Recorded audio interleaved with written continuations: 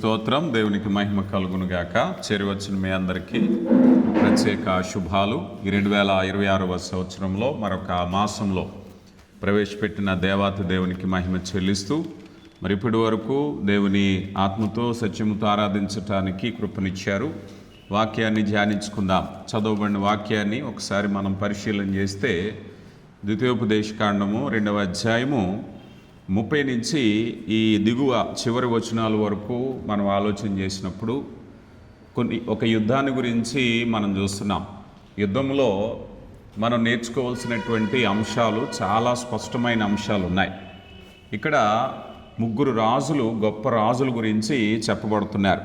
వాళ్ళు ఎవరంటే హెష్బోను రాజు అయిన సీహోను అనే మాట మనం చూస్తున్నాం. ఇక్కడ ముగ్గురు రాజులు బలమైనటువంటి రాజులు. ఈ ముగ్గురు బలమైనటువంటి రాజుల్ని జయిస్తే ఇశ్రాయేలీల యొక్క పరంపర కొనసాగుతుంది. యెహోషువ నాయకత్వంలో వాగ్దాన దేశాన్ని సంపాదించుకోవాలి అని అంటే దేవుడు ఆ దేశాలను మీరు స్వతంత్రించుకోమన్నారు. రైట్. ఇక్కడ మనం చూస్తే దేవుని మాటలు ఎంత లోతుగా ఉంటాయంటే, మనం ఈ 12 మంది వేగులు వారిని పంపినప్పుడు దేవుడు వారికి చెప్పిన మాట ఏమిటంటే, మీరు వెళ్ళి ఆ దేశాన్ని స్వతంత్రించుకోండి అని చెప్తారు. వీళ్ళేమో యుద్ధం గురించి మాట్లాడతారు. దేవుడు యుద్ధం చెప్పలేదు, మీరు వెళ్ళి స్వతంత్రించుకోండి, మిగిలిన ఏర్పాటు దేవుడు చేస్తారు. దేవుడు చెప్పిన మాట వినాలి. అప్పుడు వినకపోవటం, అవిశ్వాసంలో పడటం, వీళ్ళందరూ కూడా మరలా 40 ఏళ్ళు అరణ్యంలో సాగటం అయిపోయింది. తరం గడిచిపోయింది. తర్వాత మళ్ళీ యెహోషువ నాయకత్వంలో మళ్ళా వెళ్ళిన తర్వాత, ఆ సమీపమైన తర్వాత యెహోషువ నాయకత్వంలో యుద్ధాలు చేసుకుంటూ వస్తున్నారు. ఒక్కొక్క ప్రాంతాన్ని స్వాధీనపరుచుకుంటూ వచ్చేటటువంటి క్రమంలో ఒక ప్రాంతానికి వచ్చారు. అదే ఈ ప్రాంతం. ఈ ప్రాంతంలో ఈ సందర్భంలో ప్రభు పరిశుద్ధాత్మ దేవుడు మనతో ఎలా మాట్లాడుతున్నారు అనే విషయాలు మనం చూస్తే, వారి ముందు స్వతంత్రించుకోవాలి అంటే ఒక యుద్ధాన్ని పెట్టాడు. యుద్ధం ఎలాంటిది? బలమైనటువంటి పట్టణాలు, బలమైనటువంటి రాజులు. ఈ బలమైన పట్టణాలు, బలమైనటువంటి రాజుల మీద మనం యుద్ధం చేయాలి అంటే మన సామర్థ్యం ఏంటి? కొరింథీయులకు రాయబడినటువంటి మొదటి పత్రికలో 15వ అధ్యాయంలో అపోస్తలుడైనటువంటి పౌలు అంటున్నారు, 15వ అధ్యాయము 57వ వచనంలో అంటున్నారు కదా, అయినను మన ప్రభు అయిన యేసుక్రీస్తు మూలముగా మనకు జయం అనుగ్రహించు దేవునికి స్తోత్రము కలుగునుగాక అన్నారు. అంటే ఈరోజు నిన్ను నన్ను దేవుడు ఎందుకు పిలిచాడు అని అంటే విజయం సాధించటానికి. ఈరోజు వాగ్దాన సందేశంగా మీరు తీసుకుంటే, ఈ ఆగస్టు మాసంలో దేవుడు మీకు చెప్పేది ఏమిటయ్యా అంటే, మీ పోరాటంలో మీరు ఎక్కడున్నారో మీరు మిమ్మల్ని పరిశీలించుకుని, అయ్యా నన్ను ఎందుకు పిలిచావయ్యా అంటే, నీకు విజయం సాధించటానికి దేవుడు నిన్ను పిలిచాడు. నీకు జయం ఇవ్వటానికి దేవుడు పిలిచాడు. ఒకవేళ నీ పోరాటంలో నువ్వు బలహీనపడుతున్నా, నా శక్తి సరిపోవట్లేదు, నా సామర్థ్యం సరిపోవట్లేదు అని నువ్వు సన్నగిలిపోతుంటే, ప్రభు నీతో చెప్పే మాట ఏమిటంటే, నీ పోరాటంలో నిన్ను విజయం సాధించటానికే. 135వ సంకీర్తన ఈ మాట కూడా గుర్తు తెచ్చుకుందాం. 11వ చరణాన్ని మనం చూస్తే, అమోరీలు రాజు అయిన హోగును హతము చేసెను, కానాను రాజ్యములన్నిటినీ పాడు చేసెను, ఆయన వారి దేశమును స్వాస్యముగాను ఇశ్రాయేలీలు తన ప్రజలకు స్వాస్యముగా అప్పగించెను. ఈ రాజుల గురించే మాట్లాడుతున్నారు. 136వ సంకీర్తనలో కూడా 19లో మనం చూస్తే, అమోరీల రాజు అయినటువంటి సీహోను ఆయన హతము చేసెను, ఆయన కృప నిరంతరముండును. బాషాను రాజు అయిన ఓగును హతము చేసెను, ఆయన కృప నిరంతరముండును. ఇలా చెప్పుకుంటూ పోతే అసాధ్యమైనటువంటి వాటిని సాధ్యం చేసేటప్పుడు ప్రభు మనతో మాట్లాడే అంశాలు కొన్నిటిని మీకు చెప్తా. ఈ మొదటి విషయంలో మనం చూసినప్పుడు మొట్టమొదటిగా మనం నేర్చుకోవాల్సింది ఏమిటయ్యా అన్నట్లయితే, పోరాటము లేనిదే విజయము లేదు. ద ఫస్ట్ థింగ్, నీ ఆత్మీయ జీవితంలో నువ్వు తెలుసుకోవాల్సినటువంటి మొట్టమొదటి అంశం ఏమిటయ్యా అంటే, నీ జీవితంలో పోరాడందే విజయం లేదు. నువ్వు పోరాడవలసిందే. నువ్వే విషయంలో పోరాడుతున్నావో. ఎందుకనంటే పోరాటం లేకుండా, ప్రార్థన లేకుండా, నీ యొక్క వృత్తిలో నువ్వు కొనసాగకుండా, నీకు ఇవ్వబడినటువంటి తలంతులన్నీ ఉపయోగించుకోకుండా ఎప్పుడు కూడా నువ్వు విజయం సాధించలేవు. విజయానికి పోరాటం అనేది ఉన్నది. ఈ యొక్క పరంపరలో దేవుడు ఇశ్రాయేలు ప్రజలకు నేర్పించాలనుకున్న అంశం ఏమిటయ్యా అంటే, చాలామంది కేవలం పోరాడకుండా ఏదో చతికిలు పడి ప్రార్థన చేసి దేవుడు మన కోసం ఏదో చేస్తారనేటువంటి ఉద్దేశంతో ఉంటారు. కానీ దేవుడు పని చేయాలి అంటే నీ శక్తిని పరిపూర్ణంగా నువ్వు జోడించాలి. అందుకే అపోస్తలుడైన పౌలు అంటున్నారు కదా, నేను ఎప్పుడు బలహీనుడనో అప్పుడే బలవంతుణ్ణి అంటున్నాడు. అంటే అంటిల్ నీ యొక్క సామర్థ్యం అంతా కూడా అయిపోయేంత వరకు, నీ సామర్థ్యం ఇక ప్రభువా నేను మ్యాక్సిమం నాకు ఏ యొక్క కెపాసిటీ నాకు ఇచ్చావో అదంతా అయిపోయింది, ఇక నాకు లేదు అన్నప్పుడే ఆయన పని చేయటం ప్రారంభిస్తాడు. మన సామర్థ్యం మన దగ్గరే పెట్టుకుని ప్రభు పని చేయాలంటే సాధ్యం కాదు. నేను చాలాసార్లు చెప్తాను, ఏదైనా మనం ఒక టీ ఆర్ కాఫీ కప్పు ముందు పెట్టుకుని, నేనే ఉన్నాను ఉదాహరణకి, ఈ కాఫీ కప్పు టీ కప్పు ముందు పెట్టుకున్నాను, ప్రభువా ఇదిగో ఈ కప్పు నేను తాక్కుండానే నా నోటి దగ్గరికి అందించబడాలి అని నా జీవితాంతం ప్రార్థన చేసినా జరగదు. ఎందుకు జరగదు? ఎందుకంటే ఆ సామర్థ్యం నాకుంది కనుక దేవుడు చేయరు. నేను చేయలేని వాటిని దేవుడు చేస్తాను. పోరాటం కూడా అంతే. నీకు ఇవ్వబడినటువంటి సామర్థ్యం అంతటి నీవు ఉపయోగించిన తర్వాతే దేవుడు పని చేయటం ప్రారంభిస్తారు. మనం అనుకుంటాం కదా, మనం కూర్చుని ప్రార్థన చేస్తే ఆయన పని చేయటం చూస్తాం అని అనుకుంటాం. ఈ ద్వితీయోపదేశ కాండంలోనే 2వ అధ్యాయము 24వ వచనాన్ని ఒకసారి చూస్తే, మీరు లేచి సాగి ఆర్నోను ఏరు దాటుడి, ఇదిగో అమోరీడైన హెష్బోను రాజును సీహోనును అతని దేశమును నీకు అప్పగించితిని, దాని స్వాధీనపరుచుకుని మొదలుపెట్టి అతనితో యుద్ధము చేయుడి అన్నారు. ఈరోజు ఆత్మీయ జీవితంలో ఉదయం లేచినప్పటి నుంచి నీ యుద్ధం ఏమిటి? ప్రార్థనలో యుద్ధం ఉండాలి. ఎబ్బేకు రేవు దగ్గర యాకోబు దేవునితో పోరాడుతున్నాడు. ఎంతగా పోరాడారు అంటే, నీవు నన్ను దీవించు వరకు నేను నిన్ను విడిచిపెట్టను అన్నారు. తర్వాత ఆ దూత అంటారు కదా, నువ్వు మనుషులతోనూ దేవునితోనూ పెనుగులాడి గెలిచితివని నీ పేరు మారుస్తున్నానయ్యా, ఇక మీదట నీవు యాకోబు కాదు ఇశ్రాయేలు అన్నారు. విజయానికి ఇవ్వబడినటువంటి సూచిక. ఈరోజు నీ ప్రయత్నంలో దేవుని యొక్క సన్నిధానంలో ప్రార్థనలో పోరాడే వ్యక్తిగా ఉండాలి. నువ్వు జయం సాధించాలి అని అంటే, కొంతమంది సోమరితనం, కొంతమంది వారికి ఇచ్చినటువంటి తలంతులు ఉపయోగించుకోకపోవటం. దేవుడు ప్రతి మనిషికి కూడా తలంతులు ఇస్తూ ఉంటాడు. ఆ తలంతులను గుర్తించటం, దాన్ని మ్యాక్సిమం మనం వినియోగించకపోతే మనం ఎప్పటికీ విజయం సాధించలేం. అందుకని ఈ సందర్భం మనకి ఏం గుర్తు చేస్తుందయ్యా అన్నట్లయితే, నీ జీవితంలో విజయం కావాలి అన్నట్లయితే, చాలామంది యువత ఫెయిల్ అయిపోతూ ఉంటారు, చాలామంది ఉద్యోగస్తులు ఫెయిల్ అయిపోతూ ఉంటారు, చాలామంది అన్ఎంప్లాయీస్ ఫెయిల్ అయిపోతారు, చాలామంది వ్యాపారస్తులు ఫెయిల్ అయిపోతారు. ఎందుకు నువ్వు ఫెయిల్ అయిపోయావు అంటే, మేబీ నువ్వు పోరాడలేదు, రెండవది సరైన రీతిలో పోరాడలేదు. కొంతమంది అస్తవ్యస్తంగా పోరాడతారు. నీ పోరాటము దేవుని సహాయంతో ఉండాలి. అందుకని పోరాటం ఎంత ముఖ్యమో నీ పోరాటం దేవుని సహాయంతో ఉండాలి. దేవుని నడిపింపుతో నీ సహాయం ఉండాలి. దేవుడు లేకుండా నేను పోరాడాను అనేవాళ్ళు కూడా చాలా మంది ఉంటారు. అందుకే జకర్యా గ్రంథంలో మనం చూస్తాం, ఇదిగో నా సొంత శక్తి చేతనైనను బలము చేత కాక ఆత్మచేత కార్యము జరిగించగలిగిన దేవుడు.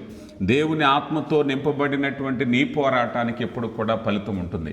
ఈ ద్వితీయోపదేశ కాండం 3వ అధ్యాయం 1వ వచనంలో మనం చూస్తే, మనము తిరిగి బాషాను మార్గమునకు వెళ్ళినప్పుడు బాషాను రాజైన ఓగును అతని ప్రజలందరూ ఎద్రేయులో మనతో యుద్ధము చేయుటకు బయలుదేరి ఎదురు రాగా యెహోవా వారితో ఇట్లా, నేను అతనికి భయపడకము, అతని సమస్త జనులు అతని దేశమును నీ చేతికి అప్పగించి ఉన్నాను. లోకాధికారి ఈరోజు జయం అనే మాట మనం చూసినట్లయితే, వాస్తవానికి కొన్ని విషయాలు దేవుడు మనకు అనుగ్రహించినవే. నువ్వు అనుకున్నటువంటిది నీకు అనుగ్రహించబడిందే, కానీ అది నీకు ఎందుకు సొంతం అవట్లేదు?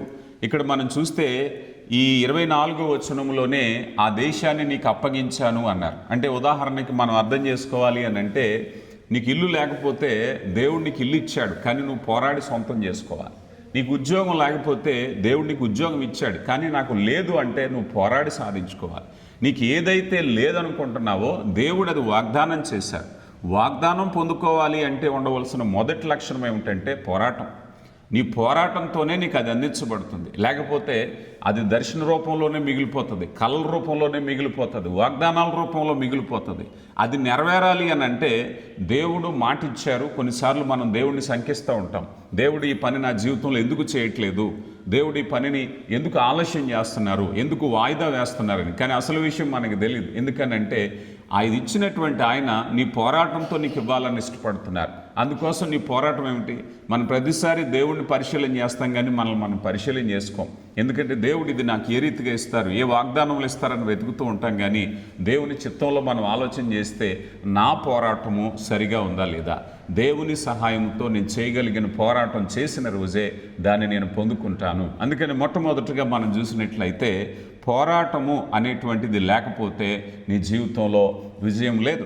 ఈరోజు చాలామంది పోరాడకుండానే జీవితంలో ఎదగాలి అనుకుంటూ ఉంటారు. నేటి యువత మనం చూసినట్లయితే వాళ్ళు చాలా వరకు తక్కువ కష్టంతో ఎక్కువ లాభం అనుకుంటూ ఉంటారు. కానీ ప్రతిఫలము దేవుడిచ్చేది. మనం ఎప్పుడు కూడా ప్రతిఫలాన్ని మనం డిఫైన్ చేయలేం.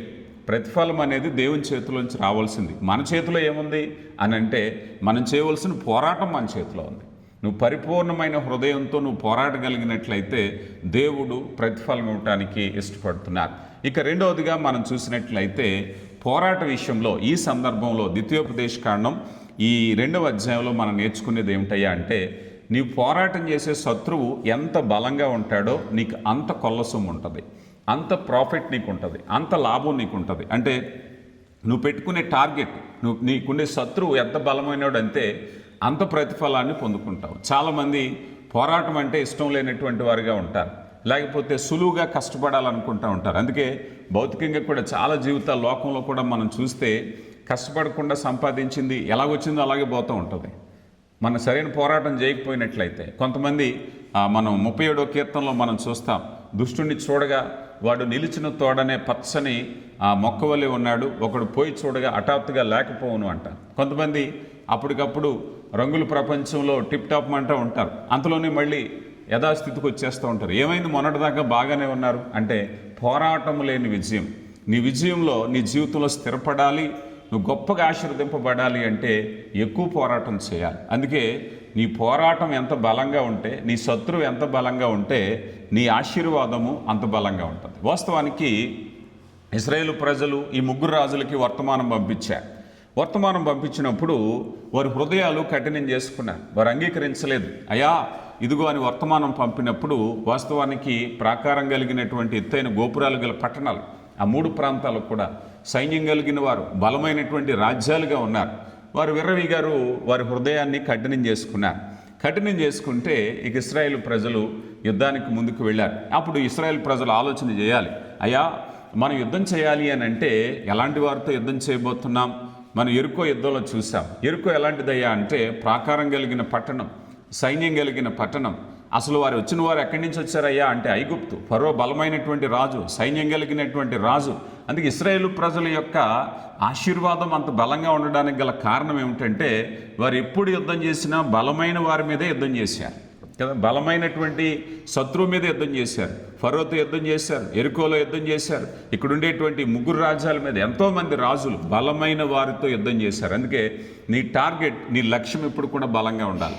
చాలామంది వారి సోమర్థనంతో ఉండి చిన్న చిన్న విషయాలతో సరిపెట్టుకుని దేవుని చిత్తం ఎంతేనేమో అని అనుకుంటూ ఉంటారు. కానీ నీ లక్ష్యం ఎప్పుడు కూడా నువ్వు గొప్పగా ఉండాలి. నీ శత్రువు ఎప్పుడు కూడా బలంగా ఉన్న శత్రువుని ఎంచుకోవాలి. అంటే ఉదాహరణకి ఒక విద్యార్థి ఉన్నాడు, ఇదిగో నేను సాధారణమైన మార్కులతో పాస్ అయితే అని 100%కి ఎప్పుడైతే దృష్టి పెడతాడో అంతగా యుద్ధం చేయాల్సి వస్తుంది, అంతగా పోరాటం చేయవలసి వస్తుంది. అంతే కదా, మన సంపాదన ఎక్కువ కావాలి అంటే ఎక్కువ కష్టపడాలి, మనకి ఏదైనా విజయం కావాలి అంటే ఎక్కువ కష్టపడాలి. అందుకని నీ శత్రువు అనే మాటకి ఏదో అపవాదాన్ని అనుకోవాల్సిన పని లేదు, కానీ నీ లక్ష్యం గొప్పగా ఉండాలి.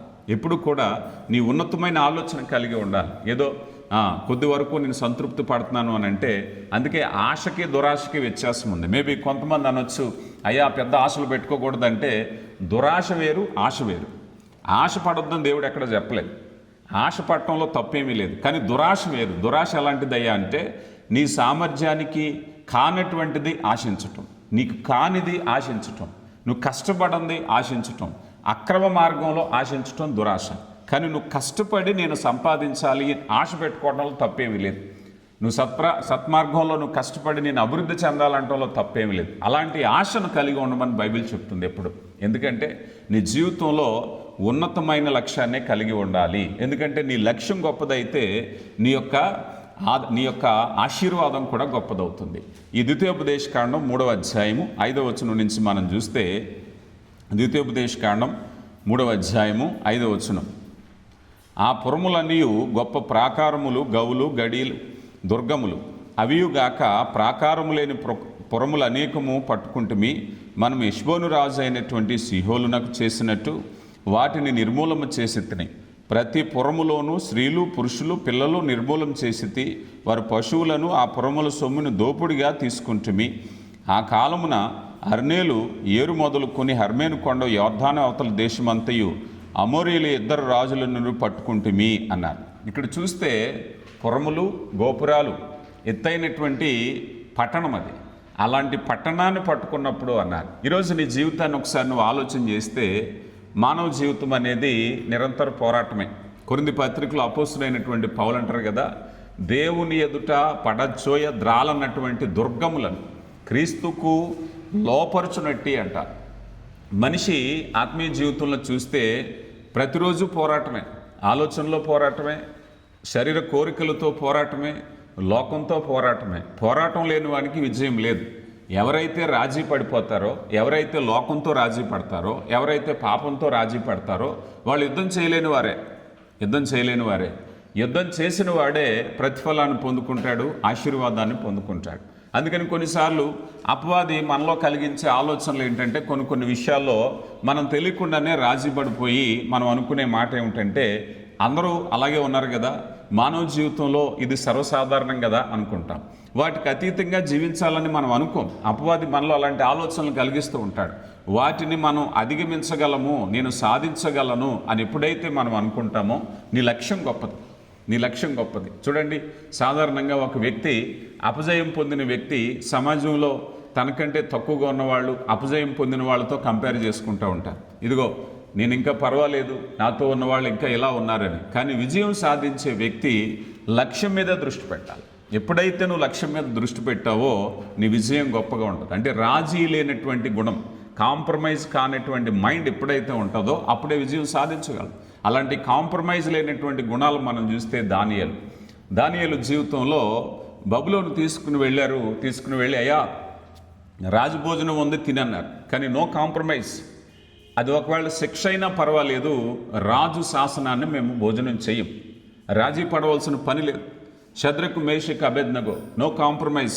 ఇదిగో ఒక ప్రతిమ ఉంటుంది, ఆ ప్రతిమకు మీరందరూ కూడా మొక్కాలి, మీరందరూ నమస్కారం చేయాలి అంటే నో కాంప్రమైజ్. మేము ఎట్టి పరిస్థితుల్లో కాంప్రమైజ్ కాం. దానియేలు దగ్గరికి మరో శాసనం తీసుకొచ్చారు. ఇదిగో నీవు నీ దేవుణ్ణి ఆరాధించటానికి వీల్లేదు అన్నారు. ఇదిగో తను ధైర్యంగా వెళ్ళాడు. ఆ ఇంటిపై యెరూషలేము తట్టు కిటికీలు తెరిచి ఉండగా మోకరించి ప్రార్థన చేస్తున్నాం. కాంప్రమైజ్ లేనటువంటిది. పోరాటంలో ఎప్పుడు కూడా కాంప్రమైజ్ అనేది ఉండదు. అంటే అపవాది చేసే పని ఏమిటయ్యా అంటే మెల్లగా మనల్ని కన్విన్స్ చేస్తూ ఉంటాడు కదా. ఆదాము అవ్వతో మొదటగా అపవాది చేసిన పని అదే. అపవాది అవ్వతో మాట్లాడేను అనే మాట ఉంటుంది. అవ్వతో మాట్లాడడం అంటే ఏదో ఒక సందర్భంలో కాదు, చాలాసార్లు చాలా కాలం మాట్లాడుతూ కన్విన్స్ చేస్తే కాంప్రమైజ్ అయిపోయింది, అంగీకరించేసింది, ఆ పండు తినేసింది. అంటే ఎప్పుడైతే నువ్వు రాజీ పడుతున్నావో నీ విజయాన్ని నువ్వు కోల్పోతావు. నీ ఆశీర్వాదం బలంగా ఉండాలి అన్నట్లయితే బలమైన శత్రువు ఉండాలి, బలమైన లక్ష్యం ఉండాలి, బలమైన గురి ఉండాలి, రాజీ లేని పోరాటం ఉండాలి. కొంతమంది బలమైన శత్రువును లక్ష్యాన్ని ఎంచుకుంటారు, కానీ కొంతకాలానికే చల్లారిపోతూ ఉంటారు. అందుకే ప్రసంగి గ్రంథంలో కార్యారంభము కంటే కార్యాంతము మేలు అన్నారు. దాన్ని తెలుగులో ఆరంభ శూరత్వము అంటారు. ఏదైనా ఒక పని ప్రారంభించాలి అంటే అడావుడి చేసేసి ఇదిగో మేము ప్రారంభిస్తున్నాం అంటారు. 3 నెలలకు చల్లారిపోతూ ఉంటారు, కొంతమంది 6 నెలలకు చల్లారిపోతూ ఉంటారు. నీ విశ్వాసం ఏమైపోయిందో, నీ భక్తి ఏమైపోయిందో, నీ ప్రయత్నం ఏమైపోయిందో, రాజీ పడిపోయావు లోకంలో. ఎందుకంటే అపవాది ఎప్పుడు కూడా మనల్ని కన్విన్స్ చేయడానికి ట్రై చేస్తూ ఉంటాడు, రాజీ చేయడానికి ప్రయత్నిస్తూ ఉంటాడు. వాటిని అధిగమించి నా శత్రువు మీద నేను పోరాడాలి. ఇశ్రాయేలు ప్రజలు వారి యొక్క రాజీ లేని స్వభావాన్ని ఒకసారి మనం చూస్తే, మొదటిసారిగా కానాను వెళ్ళి మీరు స్వతంత్రించుకోండి అని అంటే వాళ్ళు ఏవో కారణాలు చెప్పేసుకున్నారు.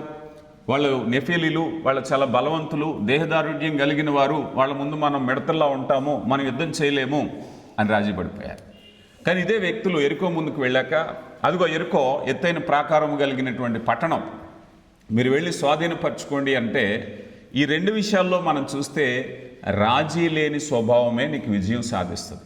కొన్నిసార్లు కొంతమంది కొంత దూరం వెళ్ళాక విశ్వాసం చల్లారిపోయిన దాన్ని దేవుని చిత్తం కాదు అనుకుంటారు. దేవుని చిత్తం కాదేమో, నెరవేరట్లేదేమో, అవట్లేదేమో, నేను తప్పుగా ఆలోచిస్తున్నానేమో. కానీ అపవాది నీలో పనిచేసి సవాళ్లను ఎదుర్కోకుండా అవరోధపరుస్తూ ఉంటుంది. మన జీవితమే ఫుల్ ఆఫ్ ఛాలెంజెస్, అంతే కదా. మన జీవితమే అనేక సవాళ్ళు ఎదుర్కోవటం. ఒక ఇంగ్లీష్ కవి అన్నాడు, జీవితం అంటే సవాళ్ళను ఎదుర్కోవటమే. Simple definition. జీవితంలో అనేక సవాళ్ళు వస్తూ ఉంటాయి. ఆర్థిక సవాళ్ళు వస్తాయి, కుటుంబపరమైన సవాళ్ళు వస్తూ ఉంటాయి, ఎన్నో సవాళ్ళు వస్తూ ఉంటాయి. ఎన్ని సవాళ్ళు వచ్చినా వాటన్నిటినీ కూడా అధిగమించటమే నీ జీవితంలో నిజమైన సక్సెస్. ఒక్కసారి సవాళ్ళు వచ్చిన ప్రతిసారి కూడా నీకు మాట గుర్తు రావాలి, దేవా నా జీవితంలో సవాళ్ళని ఎదుర్కొనేటువంటి ఆశీర్వాదాన్ని నాకు ఇచ్చావు. ఎప్పుడైతే సవాలు అధిగమించావో నువ్వు తప్పక విజయాన్ని సాధిస్తావు. ఇశ్రాయేలు ప్రజలు కానాను దేశంలో అడుగు పెట్టడం వరకే సవాలు. ఒకసారి అడుగు పెట్టాక అక్కడ జరిగేది ఏమిటంటే పాలు తేనెలు ప్రవహించే దేశం.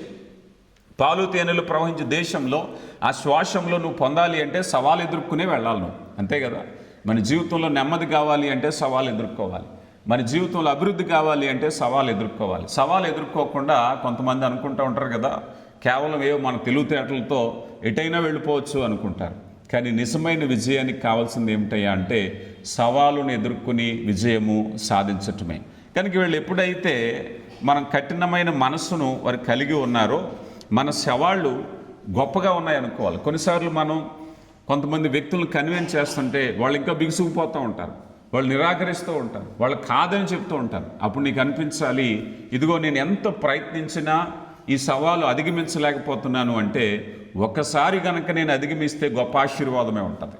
ఒక పని నేను ఫెయిల్ అవుతున్నాను, ఎందుకు ఫెయిల్ అవుతున్నాను, ఇన్ కేస్ కనుక నేను విజయం సాధిస్తే తర్వాత మేలు, గొప్ప మేలు దేవుడు దాచిపెట్టి ఉంచారు. కనుక నీ ప్రయత్నంలో నువ్వు ఫెయిల్ అవుతున్నావా, నువ్వు నిరాకరించబోతున్నావా, నువ్వు బలవంత పెట్టబడుతున్నావు ఆలోచన చేస్తే ఆ బౌండరీ లైన్ దాటడం కష్టంగా ఉంది అని అంటే మేలైన ఆశీర్వాదం ఉంది. అలా అనుకోవాలి ఎప్పుడు కూడా. చాలామంది 1-2 ప్రయత్నాలు చేసి ఇది కాదేమో అని విరమించుకుంటూ ఉంటారు. ఒక అపవాది కనుక నిన్ను ఆ బౌండరీ లైన్ దాటకుండా ఆపుతున్నాడు అని అనుకుంటే నువ్వు అప్పుడు అనుకోవాలి, ఇదిగో అక్కడేదో మేలు ఉంది కనుక అపవాది నన్ను అక్కడికి వెళ్ళనివ్వట్లేదు. నేనంటూ ఆ సరిహద్దు దాటి అవతలకు కనుక వెళ్ళానా గొప్ప మేలును దేవుడు ఖచ్చితంగా దాచుంచారు. కనుక నీ లైన్ దాటడానికి అది కష్టతరమైందా, అది బలవంతంగా తిరస్కరించబడుతుంది, అప్పుడు ఆలోచన చేయాలి. ఏదో మేలు దేవుడు నన్ను దాచాడు, అందుకే ఇక్కడి నుంచి నన్ను దాటనివ్వట్లేదు అపవాది. ఈ అపవాది ఆపుతున్నటువంటి దీనిని ఖచ్చితంగా నేను రాజీ పడకుండా పోరాడాలి అని ఆలోచన చేయాలి. మోషే కాలంలో నిర్గమకాండ గ్రంథంలోకి ఒకసారి వద్దాం. 4వ అధ్యాయము 21వ వచనాన్ని మనం చూస్తే,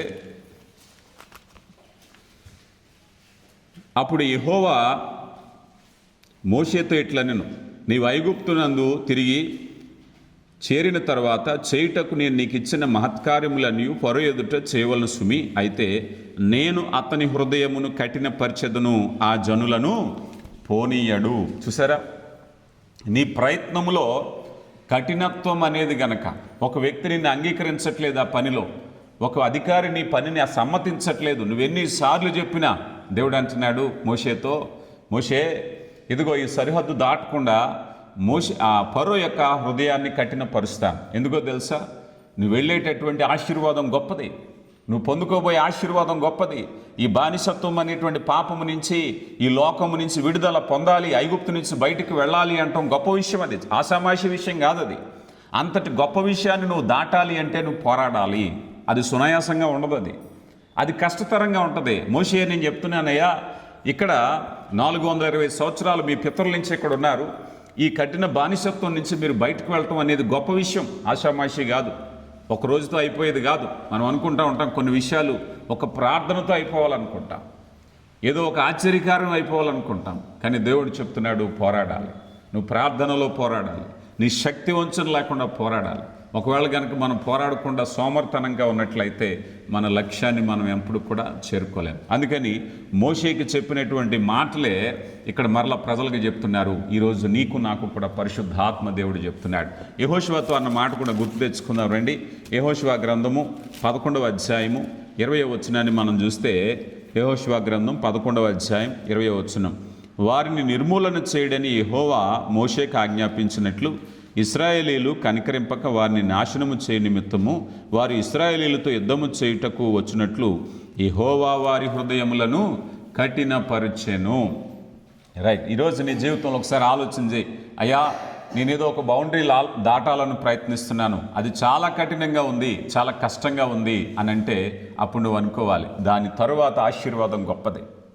నీ టార్గెట్ లక్ష్యం అనేది కఠినంగా ఉంటే ఆ మనుషులు నిన్ను దాటకుండా ఆపుతుంటే, పరిస్థితులు నిన్ను దాటకుండా ఆపుతున్నట్లయితే దాని తర్వాత ఉండేటువంటి ఆశీర్వాదము గొప్పది.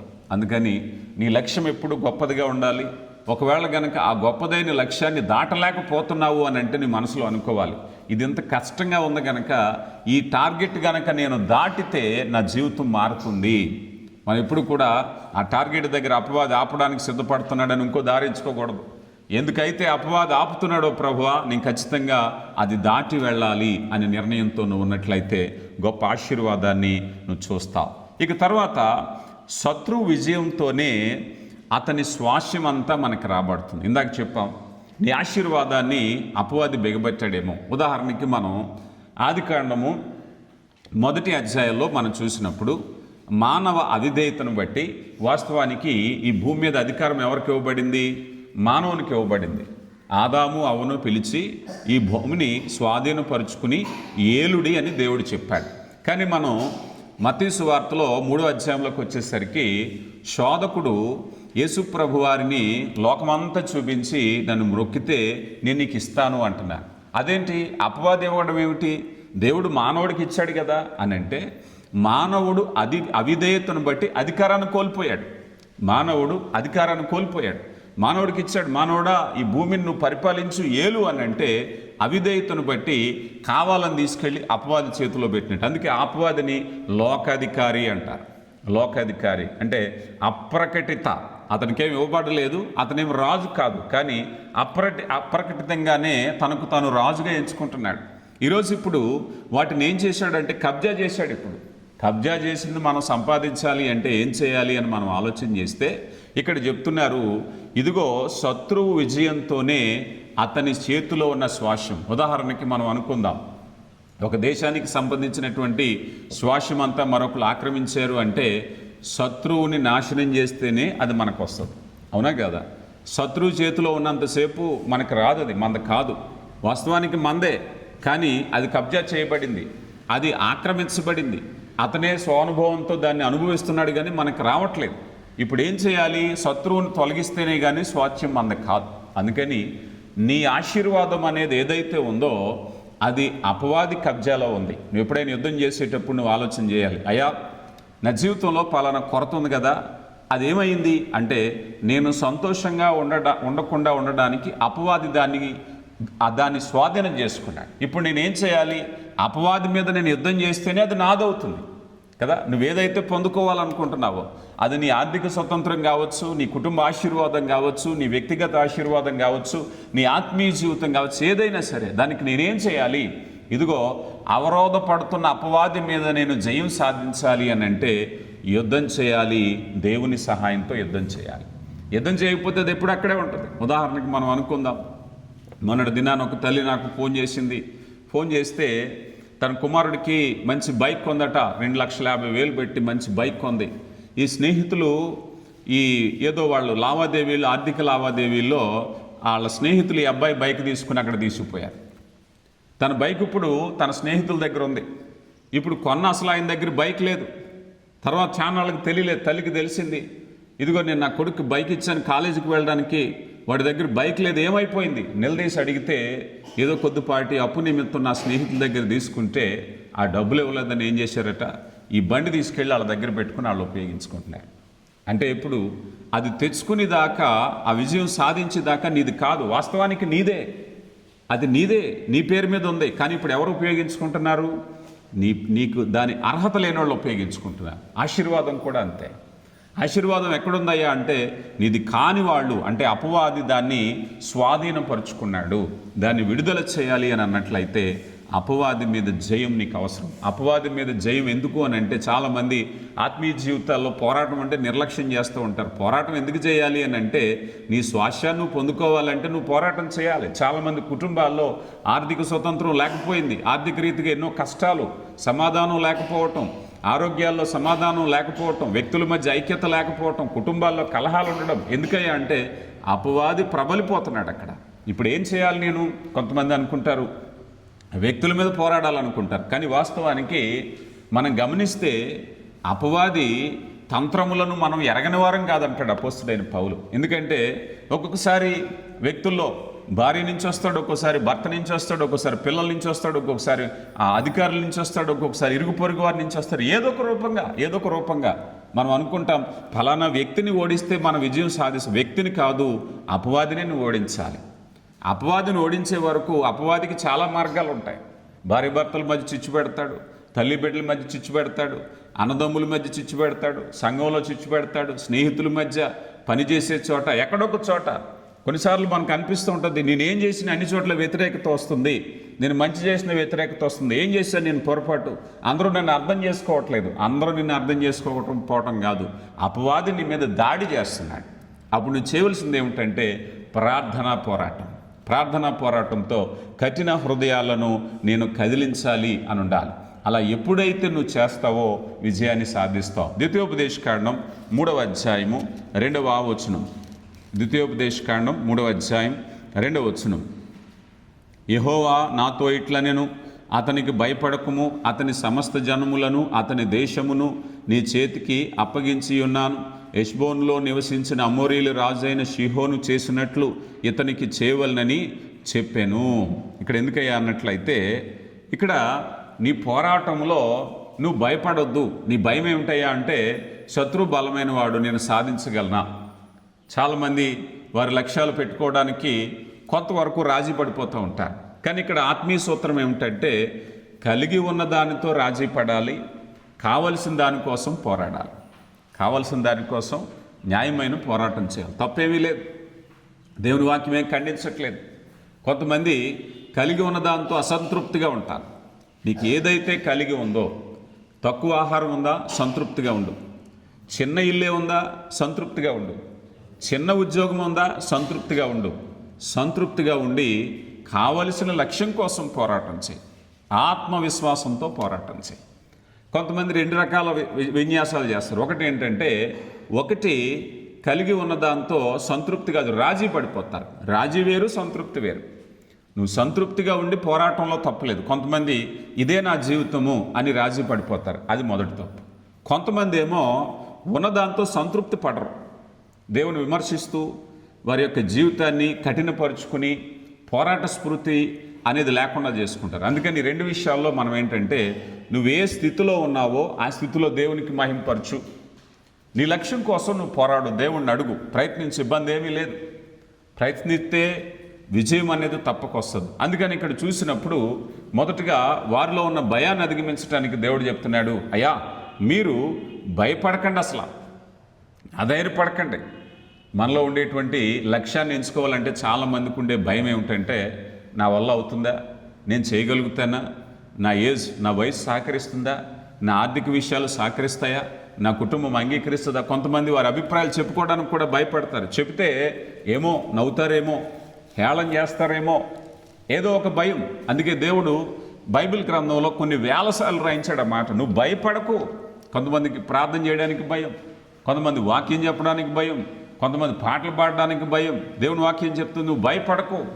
నేను వాక్యంలో ఎదగాలి, సంఘంలో ఎదగాలి, ఆత్మీయంగా ఎదగాలంటే కొన్ని భయాలు ఉంటాయి. భయాలు అనేవి పక్కన పెట్టు. కొంతమంది వారి ఆలోచనలు, ఎదుగో నాకు చిన్న ఇల్లు ఉందండి, నేను పెద్ద ఇల్లు కట్టాలనుకున్నాను. భయం చెప్పడంలో తప్పేమీ లేదు, నువ్వేం భయపడకు. తప్పు చేస్తే భయపడాలి, పాపం చేస్తే భయపడాలి, కానీ మంచి లక్ష్యాలు చేయటానికి మనం ఎప్పుడు కూడా భయపడవలసిన పని లేదు. కీర్తనాకారుడు 24వ సంకీర్తన 1వ చరణంలో, భూమియు దాని సంపూర్ణతయు, లోకమును దాని నివాసులు యెహోవావే. ఇశ్రాయేలు ప్రజలు రాజ్యాలు స్వాధీనం చేసుకోవడానికి భయపడలేదు. ఈరోజు మనం కొన్ని సెంట్లలో ఒక ఇల్లు కట్టుకోవడానికి భయపడుతూ ఉంటాం, అవునా కదా. చాలా ఖరీదైంది, అయ్యా ఇల్లు కట్టుకోవాలి అంటే ఏదో మనసులో భయమేమి పడద్దు. దేవుడు చెప్తున్నాడు, భయపడవలసిన విషయం ఏమి లేదు. పోరాడు, ప్రార్థన చేయి, శక్తి వంచన లేకుండా నువ్వు ప్రయత్నం చేయి, విజయము నీదే. దేవుడు చెప్తున్నాడు నువ్వు ఎంతగా, ఎందుకంటే నీకు ఏదైతే పొందాలనుకుంటున్నావో దేవుడు అనుగ్రహించాడు. మరి అనుగ్రహించే నాకు ఈ కష్టం ఏమిటయ్యా అంటే, అపవాది బంధకాల చేత ఆపడానికి ప్రయత్నిస్తున్నాడు. దేవుడు తన పని తను చేశాడు, మాట ఇచ్చినవాడు నమ్మదగినవాడు. ఇక నా పని నేను చేయాలి. నేను చేయగలిగింది ఏమిటయ్యా, ప్రార్థనా పోరాటంలో విశ్వాసంతో ముందుకు వెళ్ళిపోవటమే. దేవుడు చెప్పాడు, ఇదిగో కానాను దేశాన్ని ఈ సరిహద్దులతో మీ పితరుడైన అబ్రహాముకి ఇచ్చినటువంటి దాన్ని నేను మీకు ఇచ్చేశాను. ఎందుకు ఆలస్యమైంది? 40 ఏళ్ళు ఆయన 40 ఏళ్ళ క్రితం ఇచ్చేశాడు, 40 ఏళ్ల తర్వాత ఇచ్చేశాడు, ఇప్పటికీ ఇచ్చేశాడు. కానీ నీ స్ఫూర్తి అంతకుముందు అది లేకపోవటాన్ని బట్టి ఓడిపోయారు, 40 ఏళ్ళు అరణ్యంలో తిరిగారు. నీ పార్ట్ నువ్వు చేయకపోతే అది నీది కాదు. నీ పార్ట్ నువ్వు చేయకపోతే వాళ్ళ దేవుడు చేసే పని దేవుడు చేసేసాడు, వెళ్ళి స్వతంత్రించుకోండి. ఆ దేవుడు ఇచ్చింది ఇచ్చారు, కానీ వీళ్ళు స్వతంత్రించుకోలేదు, పోయింది. మళ్ళీ 40 ఏళ్ల తర్వాత మరలా చేస్తున్నారు, ఇప్పుడు వాళ్ళది అవుతుంది. ఎందుకంటే ఇప్పుడు వాళ్ళు రియలైజ్ అయ్యారు, అయ్యా దేవుడు ఇచ్చేశాడు, కానీ నేను చేయగలిగింది చేయకపోవటం వల్ల నాకు అది రావట్లేదు. చాలామంది జీవితాల్లో ఈ సూత్రం తెలుసుకోవాలి. అయ్యా దేవుడు ఇచ్చిందే కానీ నేను పొందుకోలేకపోతున్నాను, దేవుడు ఇచ్చిందే కానీ నేను నిలబెట్టుకోలేకపోతున్నాను, దేవుడు ఇచ్చిందే కానీ నేను అర్థం చేసుకోలేకపోతున్నాను. లోపం దేవుని దగ్గర లేదు, నాలో ఉంది అని తెలుసుకునే అంతవరకు దేవుడి ఆశ్చర్య కార్యాలు మనం చూడలేము. అలా ఎప్పుడైతే చూస్తే భూమి దాని సంపూర్ణత దేవునివే, భూమి మీద నువ్వేం చేసినప్పటికీ అదంతా దేవునిదని తెలుసుకోవాలి. 50వ కీర్తనలో 50వ కీర్తన 12వ చరణంలో లోకమును దాని సంపూర్ణతయు నావే దేవుడు చెప్తున్నాడు. ఈరోజు లోకము ఒకవేళ లోకాధికారం నువ్వు అనుకుంటున్నావేమో, దేవుడు చెప్తున్నాడు లోకము దాని సంపూర్ణత నాదే. సర్వశక్తివంతుడైనటువంటి దేవుని యొద్ద నేను ఉంచున్నానయ్యా, నేను ప్రార్థన చేస్తున్నాను, దేవునికి అసాధ్యమైనది ఏమైనా ఉందా అని నమ్మకంతో నువ్వు ప్రార్థన చేస్తే అది పొందుకోగలుగుతావు. 89వ సంకీర్తన 11వ చరణం ఆకాశము నీదే, భూమి నీదే, లోకము దాని సంపూర్ణత నీవే స్థాపించితివయ్యా. గొప్ప మాట కదా. ఈరోజు అలాంటి భూమి మీద మనం బ్రతుకుతున్నాం. పోరాడుతున్నామా, దిగులతో బ్రతుకుతున్నామా, అసంతృప్తితో బ్రతుకుతున్నామా ఆలోచన చేస్తే దేవుని వాక్యం చెప్తుంది భూమి దాని సంపూర్ణత అవే, ఆయనవే గనక అందులో మనం కార్యాలు ఎందుకు చేయలేకపోతున్నాం? దేవుడు స్థిరపరిచిన భూమి, దేవుడు ఏర్పాటు చేసిన భూమి, ఈ భూమి మీద మన జీవితాలు ఎందుకు క్షేమకరంగా వెళ్ళట్లేదు? ఇక చివరిగా 4వది ఏమిటయ్యా అంటే స్వాధీనపరుచుకున్నటువంటి విజయం అనేది పంచిపెట్టడంలో ఉన్న ఆనందం. అంటే ఒక వ్యక్తి ఒక విజయాన్ని సాధిస్తే అది నీకే కాదు అనేకులకు ఆశీర్వాదకరం. ఒక వ్యక్తిగా నేను ఎందుకు ఎదగాలి? చాలామందికి మనం చెప్తాం. ఎవరైనా వివాహం చేసుకునే పిల్లలకి నేను కౌన్సిలింగ్ ఇచ్చేటప్పుడు చెప్తాను, ప్రేమించి పెళ్లి చేసుకున్నావు సంతోషమే, ఇదిగో అబ్బాయి పనికిమాలోడు, వ్యసనపరుడు, జోదం ఆడేవాడు, ఏమీ లేవు, నాకు ఇష్టమే. నీకు ఇష్టమే కావచ్చు, రేపొద్దుట నీకు పుట్టిన పిల్లలకి ఇష్టం అవ్వాలి కదా. నీకు నచ్చింది కనుక నువ్వు రాజీ పడుతున్నావు, రేపొద్దుట అసమర్థుణ్ణి చేసుకుని నువ్వు ఎలాగైనా చెట్టు కింద అయినా ఉంటావు, గంజైనా తాగుతావు, మంచిదే. రేపొద్దుట నీకు పుట్టిన పిల్లలు స్కూల్కి వెళ్ళను అంటే, స్కూల్కి వెళ్ళడానికి ఫీజు కట్టను అంటే, వారికి ఆహారం సంపాదించలేకపోతే, వారికి బట్టలు కొనే పరిస్థితిలో లేకపోతే అప్పుడు వాళ్ళు కూడా అంగీకరించాలా? అంగీకరిస్తారా? ఈ వ్యత్యాసం. అందుకని ఒక వ్యక్తి నిర్ణయం అనేకులకు దీవెనకరం. ఈరోజు ఒక వ్యక్తి ఆర్థికంగా బలపడితే తన కుటుంబానికి ఆశీర్వాదకరం. నువ్వు ఎందుకు పోరాటం చేయాలి? ఈ సోమర్తనాన్ని ఎందుకు వదిలించుకోవాలని పరిశుద్ధాత్ముడు చెప్తున్నాడు. ఉదాహరణకు అనుకోవచ్చు, ఒక వ్యక్తిగా నాకు సంపాదన లేదు, ఏమీ లేదండి, ఏదుంటే దాంతో బ్రతుకుతాను. మరి నీ చుట్టూ ఉన్నవాళ్ళు నిన్ను బట్టి ఆశీర్వదింపబడాలి కదా. నువ్వు పోరాటం చేయకుండా నువ్వు ఉన్నదాంతో నువ్వు రాజీపడి సతికిలు పడితే, ఒకవేళ పురుషుడు అయితే నీ భార్య బిడ్డలు, ఒకవేళ స్త్రీ అయితే నీ బిడ్డలు, నువ్వు పోరాటం చేయకపోతే నువ్వు స్వాస్థ్యాన్ని పంచిపెట్టాలి. నువ్వు తర్వాత ఇశ్రాయేలు ప్రజలు స్వాస్థ్యాన్ని విజయం సాధించాక వారు పంచిపెట్టారు. ఇక్కడ మనం చూస్తే మొదటగా రూబేను, మనషే, అర్ధగోత్రం వారు వీళ్ళందరూ ఏం చేశారంటే ఎంట్రాన్స్లోనే ఒక ల్యాండ్ ఉంది. ఆ ల్యాండ్ ఉంటే వాళ్ళు ఏం చేశారంటే ఇదేదో బాగుంది, మాకు పశువులు ఉన్నాయి, మేము ఇక్కడే ఉండిపోతాము, మిగిలింది మీరు వెళ్ళమంటే యెహోషువ పిలిచి అంటాడు, మీ శత్రువులు యుద్ధం చేస్తుంటే మీరు కూర్చుంటారా? ఇది న్యాయమేనా అంటే అప్పుడు రియలైజ్ అయ్యి, సరే మా భార్యను మా బిడ్డలను ఎక్కడే పెడతాం, మళ్ళీ యుద్ధం ఆగేంత వరకు మా ఇళ్ళకి మేము రాము, మా గడప మేము దొక్కం, యుద్ధం మేము కూడా వస్తున్నాం, ప్రతి గోత్రం కూడా ఆశీర్వదింపబడాలి. యుద్ధం అనేది కేవలం మా కోసమే కాదు, యుద్ధం అనేది స్వార్థం లేని యుద్ధం చేస్తాం. ఇశ్రాయేలీయులకు ఇవ్వబడిన కానాను దేశం పూర్తి సరిహద్దు లోబరుచుకున్నాకే మా గుమ్మంలో మేము అడుగు పెడతాం, ఇదిగో మా భార్య పిల్లల్ని ఇక్కడ పెడుతున్నామని చెప్పి యుద్ధానికి బయలుదేరతారు. నీ యుద్ధం ఎలా ఉండాలి అని అంటే, నీ యుద్ధం నీ ఇంటికి ఆశీర్వాదకరంగా ఉండాలి, నీ యుద్ధం నీ బిడ్డలకు ఆశీర్వాదకరంగా ఉండాలి, నీ యుద్ధం నీ తోబుట్టువులకు ఆశీర్వాదకరంగా ఉండాలి. ఎందుకంటే నువ్వు వెనక పడిపోతే కుటుంబం కూడా వెనకబడిపోతుంది. యుద్ధం చేసేటప్పుడు స్వార్థము లేనటువంటి యుద్ధం చేయాలి కదా. అలాంటి స్వార్థం లేని యుద్ధం ఎప్పుడైతే చేసావో, చాలామంది స్వార్థపరులుగా ఉంటారు. వ్యసన పరులు చూడండి, చాలామంది వాళ్ళ స్వార్థమే, వాళ్ళకున్న వ్యసనానికి సరిపడిన ఉంటే సరిపోద్ది అంతే, ఇంకేం పట్టించుకోరు వాళ్ళు. ఇదిగో వ్యసనం, అదో మేబీ జోదం అవ్వచ్చు, మత్తు అవ్వచ్చు, మరేదైనా అవ్వచ్చు, అంతవరకు ఉంటే చాలు అంతే. ఇక మిగిలిన వాళ్ళు నష్టపోయినా పర్వాలేదు, పిల్లలకు తింటాక లేకపోయినా పర్వాలేదు, మంచి వసతులు లేకపోయినా పర్వాలేదు, కుటుంబంలో ఇంట్లో ఏమి లేకపోయినా పర్వాలేదు, అంటే స్వార్థం. కానీ నిజమైన పోరాటం ఎలాంటిదో తెలుసా? నిజమైన పోరాటం ఎలాంటిదంటే అందరి క్షేమం కోసం. వ్యసనపరుడు పోరాడతాడు, కష్టపడతాడు. ఎంతవరకు కష్టపడతాడు తెలుసా? తన వ్యసనానికి ఎంత కావాలో అంత తెచ్చుకుంటాడు అంతే, సరిపోయింది. తన వ్యసనానికి ఎంత కావాలో అంతే. కానీ నీ పోరాటం ఎలా ఉండాలంటే స్వార్థంగా ఉండదు. ఈ పోరాటం ఎప్పుడు కూడా నీ పోరాటం నీ కుటుంబాన్ని ఆశీర్వాదకరంగా మార్చాలి. నువ్వు వ్యాపారంలో విజయం సాధిస్తే, నీకు ఒక మంచి ఉద్యోగం వస్తే కుటుంబం అంతా మారిపోతుంది. ఇప్పుడు ప్రభుత్వాలు చెప్పేవి అదే కదా, మంచి చదువులు చదువుకోండి, ఇదిగో ఒక తరం మారిపోతుంది, ఒక భవిష్యత్తు మారిపోతుందని. అలాగా విజయం ఎప్పుడు వాక్యం చెప్పేది ఎలాంటిదయ్యా అంటే, నీ ఆశీర్వాదాన్ని బట్టి నీ కుటుంబం అంతా ఆశీర్వదింపబడాలి. స్వార్థము లేని పోరాటం చేయాలి నువ్వు ఎప్పుడు కూడా. ఒకవేళ కనుక నువ్వు పోరాటం చేయకపోతే ఒకసారి నువ్వు చూడు, అయ్యో నేను పోరాటం చేయకపోతే ఏం నష్టపోతున్నారు? నేను కాదు, నా బిడ్డలు నష్టపోతున్నారు, నేను కాదు, నా కుటుంబం నష్టపోతున్నారు. నేనే కష్టపడితే, ఇదిగో నేనే పోరాటం చేస్తే నా కుటుంబం అంతా ఆశీర్వదింపబడుతుంది. కొలసీలకు రాయబడిన పత్రికలో, చివరికి మాట చెప్పి నేను ముగిస్తాను. కొలసీలకు రాయబడిన పత్రికలో అపోస్తులైనటువంటి పౌలు ఒక చక్కని మాట చెప్తున్నారు చూడండి. కొలసీలకు రాయబడిన పత్రిక 2వ అధ్యాయము 15వ వచనంలో అంటున్నారు కదా, 15వ అధ్యాయం మధ్య నుంచి చదువుతున్నాను చూడండి. మనకు అడ్డము లేకుండా దాన్ని ఎత్తివేసి మన అపరాధములన్నిటినీ క్షమించి ఆయనతో కూడా మిమ్మల్ని జీవింపచేసెను. ఆయన ప్రధానులను అధికారులను నిరాయుధులుగా చేసి శిలువ చేత జయోత్సవంతో వారిని పట్టి తెచ్చి బాహాటముగా వేడుకకు కనపరిచెను. కనుక దేవుడు మనకి విజయం ఇవ్వడానికి ఇష్టపడుతున్నారు. ఆయన మరణాన్ని జయించారు ప్రభువారు, లోకాన్ని జయించారు, పాపాన్ని జయించారు. ఒకవేళ మనం ఇంకా అపజయంలో ఉండిపోతే జయము సాధించినటువంటి దేవుని యొక్క సహవాసంలో ఉండి పరిశీలన చేసుకుందాం. ప్రభువా, నువ్వు లోకాన్ని జయించినటువంటి వాడు, ఇదిగో నాలో ఉండే ఏ సోమరితనం, ఏ నిర్లక్ష్యం, ఒకవేళ అవగాహన లోపంతో నేను యుద్ధం చేయట్లేదేమో, పోరాడటం నాకు నేర్పించి. దావీదు అంటారు కదా, నా చేతికి యుద్ధము నేర్పువాడు ఆయనే మన చేతికి యుద్ధం నేర్పేవాడు. అడుగుదాం, ప్రభువా ఈ విషయంలో నేను ఎలా కంప్లీట్ చేయలేకపోతున్నాను, ఎలా పోరాడలేకపోతున్నాను, ఎలా ప్రార్థించలేకపోతున్నాను? ప్రభునే అడుగుదాం, పరిశుద్ధాత్మ శక్తిని పొందుకుందాం. దేవుడు అత్యధికమైన ఆశీర్వాదాలు మనందరికీ దయచేయునుగాక. పరిశుద్ధుడా